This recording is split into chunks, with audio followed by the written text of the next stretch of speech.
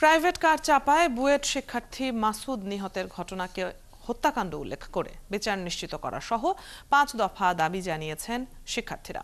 নিহতের পরিবারকে ক্ষতিপূরণ, আহতদের চিকিৎসার ব্যয় বহন করা সহ তদন্ত কাজে বাধা দিলে ব্যবস্থা নেয়ার দাবিও জানিয়েছে তারা।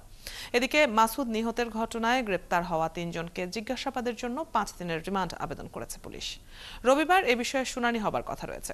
আরও জানাচ্ছেন নিবিড় সাহা। শিক্ষার্থী মাসুদ নিহতের প্রতিবাদে শনিবারও উত্তাল ছিল বাংলাদেশ প্রকৌশল বিশ্ববিদ্যালয় বুয়েট ক্যাম্পাস। দুপুরে বুয়েট ক্যাম্পাসের মূল ফটক থেকে প্রতিবাদ মিছিল বের করে শিক্ষার্থীরা। পরে মিছিলটি পুরো ক্যাম্পাস ঘুরে মূল ফটকের সামনে এসে শেষ হয়।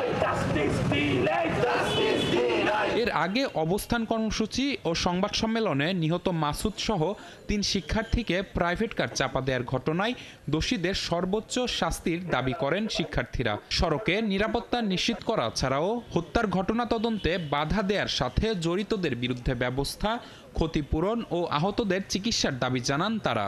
এই ঘটনার দৃষ্টান্তমূলক শাস্তি নিশ্চিতকরণের মাধ্যমে দেশে একটি দৃষ্টান্ত স্থাপন করুন। অপরাধী যে পরিবারের সদস্য হোক না কেন, কেউই আইনের ঊর্ধ্বে নন।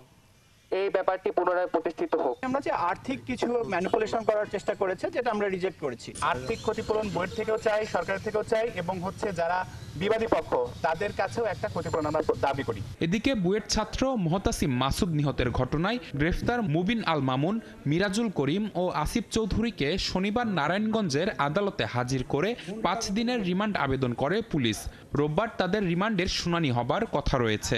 যেহেতু 3 জন আসামিকে গ্রেপ্তার করা হয়েছে, যিনি ড্রাইভার, ওনার বিরুদ্ধে হয়তো অভিযোগ আসতে পারতো, কিন্তু বাকি অপরাধপর যে 2 জন ছেলে আছে ওরা তো কোনো অপরাধ করে নেই। সে বিষয়টা আমরা আদালতকে উপস্থাপন করার চেষ্টা করেছি।